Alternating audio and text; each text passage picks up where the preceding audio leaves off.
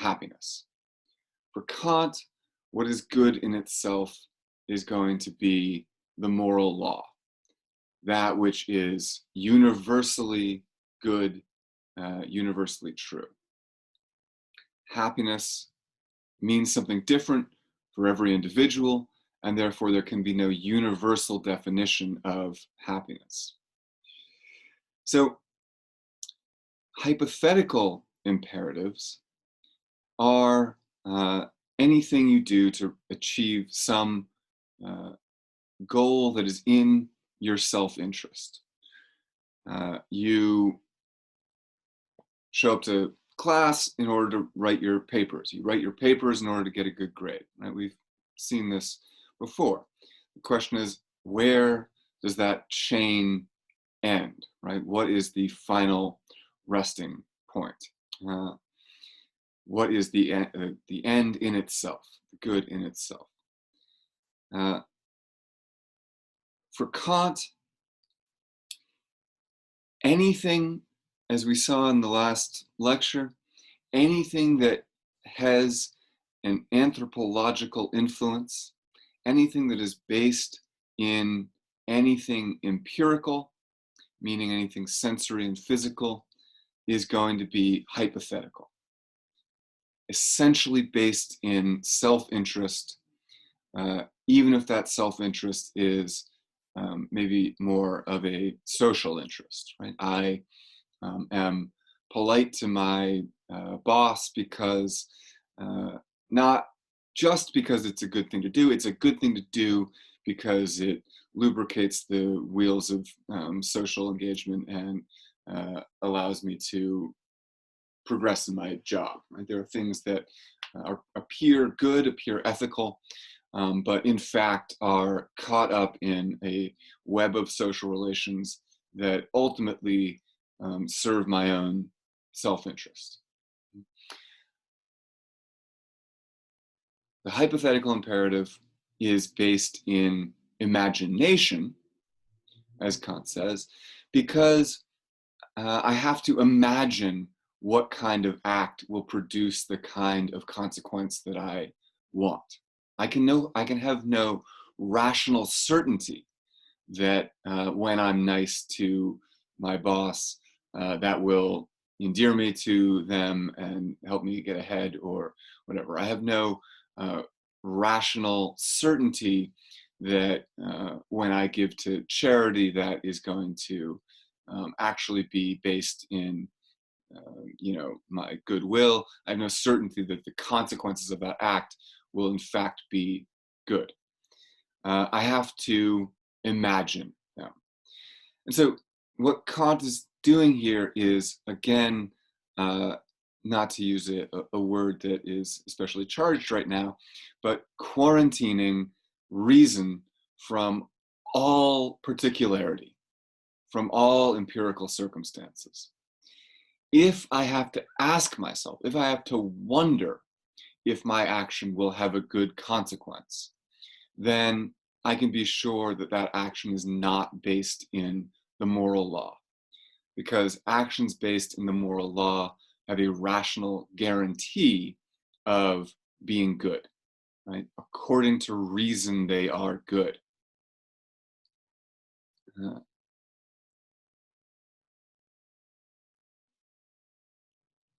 He says on page 22, again, if the means to happiness could be stated with certainty, this imperative of prudence would be an analytic practical proposition, for it would then differ from the imperative of skill. Now, what he's saying is, because we can never be certain that what we're doing will create happiness, that those things that we do in order to pursue happiness are not analytic. What analytic means is self-evident, right? I can't see that they will produce happiness based in themselves, right? I have to imagine the possible consequences of them. So on the one hand, we have practical, hypothetical propositions and skill, what Aristotle would call practical wisdom. right? That which we hope and imagine might produce happiness, that is not what Kant's interested in. We want instead something that is analytically, self-evidently good, based in the laws of reason. So forget practical wisdom, we need rational certainty. Kant, not unlike John Stuart Mill, is looking for a science of ethics, right? As we remember maybe from Aristotle, practical wisdom is heterogeneous to scientific knowledge. It's a fundamentally different kind of knowledge. Kant is doing what Aristotle thought was impossible, coming up with a concrete theory of the good, a theory that will be universal.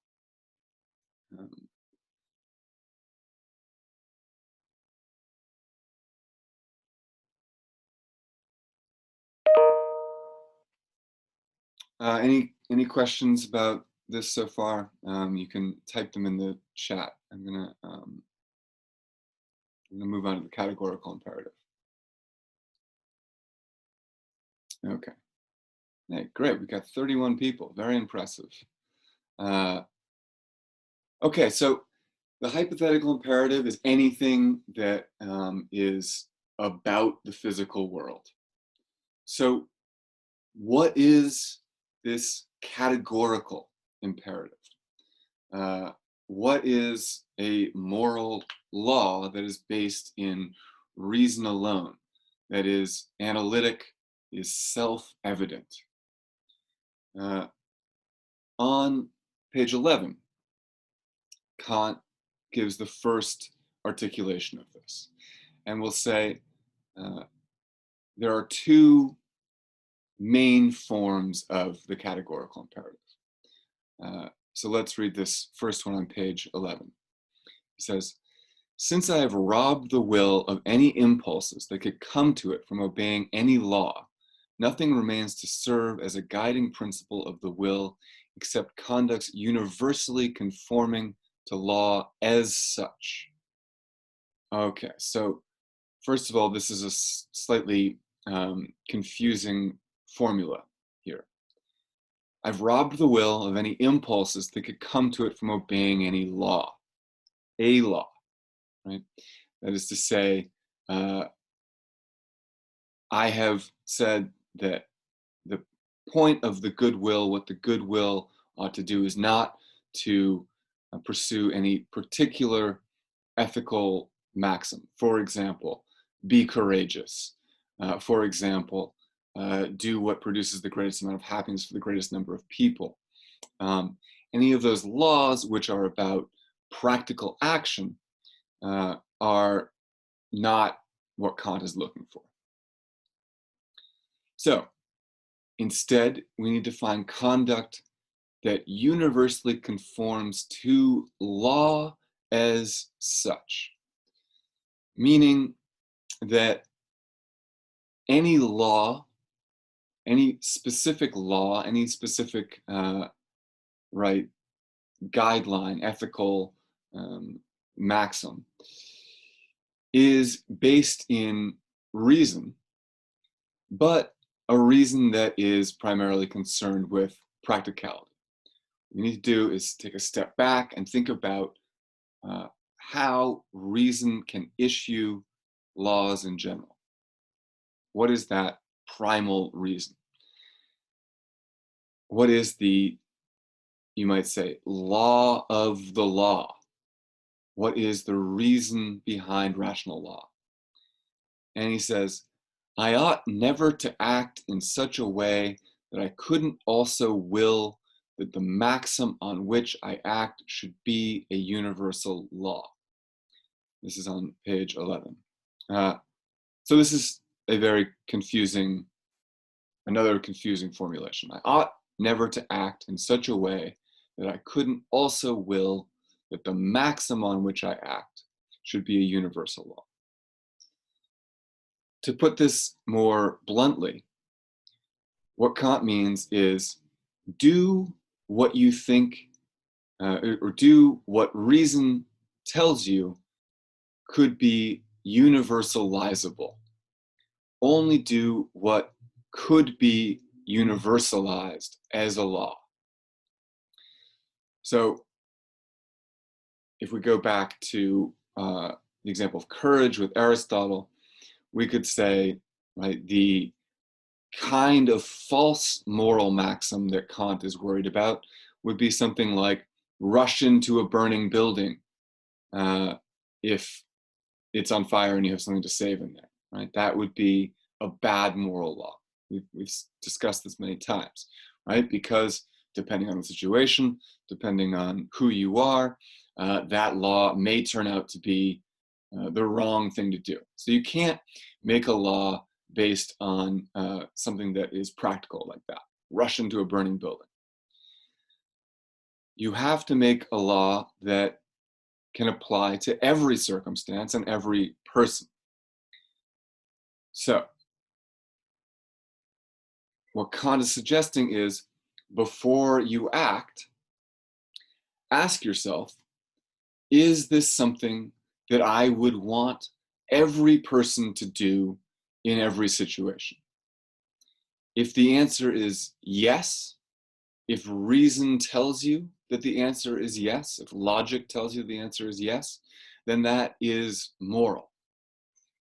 If it's not something that's universalizable, that doesn't mean that it is immoral necessarily, doesn't mean that it's wrong, doesn't mean that it's breaking any moral law, but it means that it is solely an anthropological decision and it is not related to morality as such, as a pure rational law. So what could possibly qualify as a moral law? Something that has no relation to physical particularities. The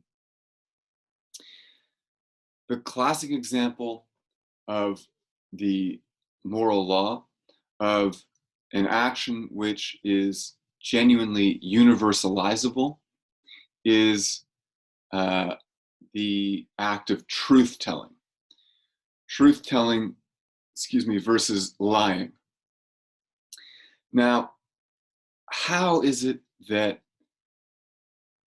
lying is analytically, that is to say, self-evidently immoral, without evaluating any particular circumstances, without having to imagine the consequences of my lie? Just by understanding the concept of what a lie is, I'm able to understand that lying is immoral, goes against the moral law. So how so? Why is this self-evidently true? For Kant, the idea is that that which is immoral is whatever undermines its own principle, whatever is inconsistent with itself, whatever undermines its own logic.